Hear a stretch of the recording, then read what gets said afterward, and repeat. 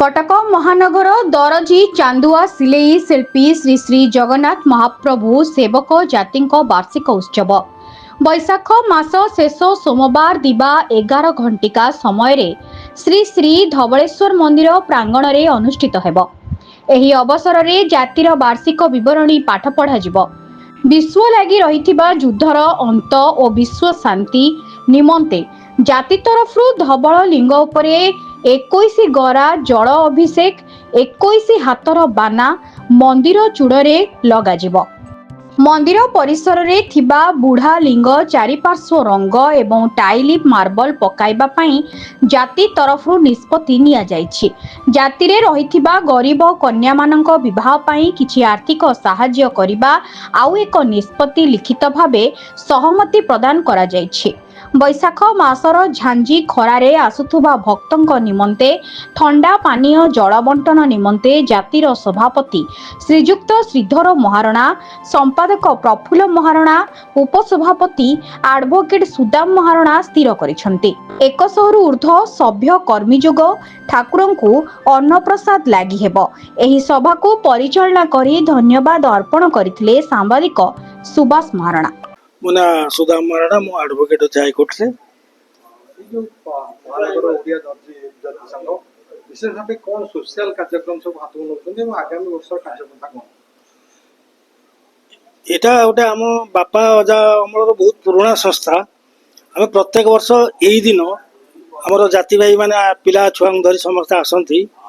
Eighty आमे ठाकुरंकर बाना दिया जाए, तांकर घर्षण कार्यक्रम हुए, तापरे प्रसाद सेवन हुए। आम बहुत जो माने दर्शन बेले से आसती मंदिर को समस्त आम अन्न प्रसाद व्यवस्था करी तांकर सेवा करू।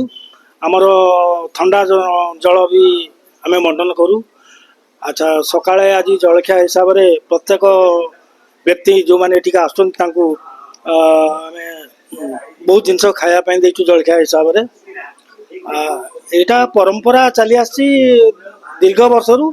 ए परंपराटा आम बजाय रखीचु। आमर जो मुरबी अछंती श्रीधर महारणा आम तांकू नहीं बहुत गर्वित। तांको जोगु आमर ए काम गुड़ा बहुत भल रहउची। आ आमर एमती भगवान पाखे प्रार्थना करछु सब प्रत्येक वर्ष एहीपरि ए कार्यटा लागि रही था।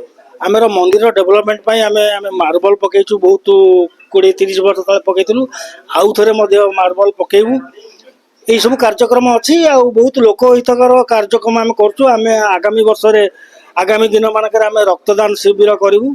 आ गरीब लोकंकर जो झील गुड़ा बाहा पारन आम आर्थिक साहाय्य बाहागर करूँ। जय धवलालिंग, जय जगन्नाथ। मु कटक महानगर दर्जी संघर सभापति अच्छी। आमर संघर समस्त कर्मकर्ता समस्त पिला माने समस्त ये एकाठी होती। आम प्रति मास आम जो शेष मास हुए आम धवलेश्वर यात्रा हुए बैशाख मास शेष सोमवार दिन आम प्रति वर्ष हो आसुची। मु भावी बोधे 100 वर्ष अधिक हम पछे कम हेनी। आम आम पूर्ववर्ष मैंने कर बर्तमान आम करुचु। आम पर आम पिला माने भी ए संस्थाटा को चलई नौथे। तेणु ये पिला आसे ठाकुर पाखे आमर 21 गरा आम जलाभिषेक हुए। तापर आप ठाकुर 2 ठाकुर पाखे बाना चढ़े। तापर प्रसाद सेवन हो ठाकुर समस्त आशीष नौ। तापर आगामी कार्यक्रम कौन हम से विषय बरणी पाठ कराए। गत वर्ष आम कौन कौन सब कार्यक्रम करूँ से बरणी पाठ सरला आगामी वर्ष कौन कौन आम कार्यक्रम हम से विषय आम आलोचना होना निष्पत्ति मान नि जाए। आमर भाई मैंने सब अच्छा आमर उपसभापति अच्छा आमर संपादक अच्छा। मो ना प्रफुल्ल महारणा, आम घर काठगुड़ा साई। आज आमर धोबुड़ी संघ है आमर दर्जी कटक महानगर दर्जी संघ। आमर यहाँ बोले आमर सारा ओडिशा सारा समस्ते जानते आमर दर्जी बोले गोटे लोक आर वर्ष भी मुझे बैठ देती आम कार्यक्रम आउ ए वर्ष दबाटा से भल नुह। आमर अबिका ए वर्ष आमर सभापति संपादक आमर अनुष्ठान जेते भाई माने अच्छा समस्ते आज एकत्रित ये मनस्कामना आम करूँ जे जो ग्रीष्म प्रभाव चली 42 डिग्री 43 डिग्री धरलानी। आम प्रत्येक जगार आम सब जल प्रदान करूँ, ठंडा पानीय जल दबू। कहार जदि कौन डेड बॉडी पड़ी उठी पार ना आम आमर आम संघ तरफ आम पाखे जहाँ अच्छी आम पाखे जा सहयोग करूँ। जो गरीब लोक मानकर झील बह पारना जदि आम पाखे किए आणिकी खबर देले आमे निश्चिंत जाई आम संघ सुदृढ़ भाव आम जी असुविधा कार्य अच्छी आम निश्चिंत कांध नगे जी पारू आम निश्चिंत स्वच्छा रूप कार्य करूँ।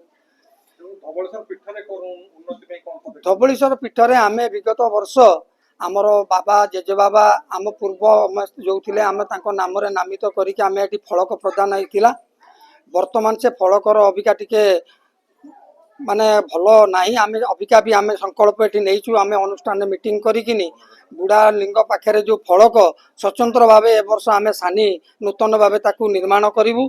बुढ़ा लिंग पाखे आमर जो चारिपार्श्व जो ना लेखाई जो अव्यवस्था रोची आम संघ आज निष्पत्ति करुचे आमको ए अनुष्ठान तरफ आमको जदि से कहती अनुमति दियंती आम टोटाल बुढ़ा लिंग को चारिपार्श्व जाक आम मार्बल फार्बल लगे टाइल फाइल लगे पूरा एकदम गोटे आम नूतन रूपे मंदिर करने को निर्माण करने को आम मनस्थ कर।